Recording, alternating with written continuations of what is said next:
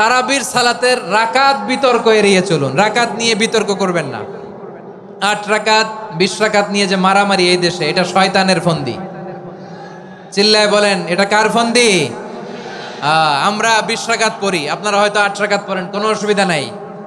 আমরা যারা 20 রাকাত তো আমরা পড়তেছি, আমরা 20 রাকাতের কথাই বলি। 20 রাকাত আমরা পড়বো আজীবন। সৌদি আরবে মক্কা মদিনায় 20 রাকাত পড়ে, কোনো অসুবিধা নাই। অন্যান্য মসজিদগুলো 8 রাকাত পড়ে। এই নিয়ে এদের মধ্যে মারামারি আছে? হ্যাঁ, এই জন্য রাকাত বিতর্ক এড়িয়ে চলবেন। প্রিয় ভাইয়েরা, আপনার আমল আল্লাহর কাছে কবুল হবে সংখ্যার বিচারে না উত্তমতার বিচারে? বলেন তো, সংখ্যার বিচারে না উত্তমতার বিচারে? উত্তমতার বিচারে। কত চমৎকার ভাবে আপনি আল্লাহর সামনে দাঁড়াতে পারছেন, এটা বিবেচ্য। রুকু সেজদাগুলো সুন্দরভাবে করবেন। রুকু থেকে সোজা হয়ে দাঁড়ানো ওয়াজিব। 2 সেজদার মাঝখানে সোজা হয়ে বসা ওয়াজিব।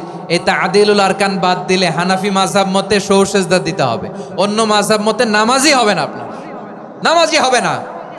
এই জন্য ধীরস্থির ভাবে তারাবির সালাত যেন আমরা আদায় করি। পারা যাবে তো ইনশাআল্লাহ?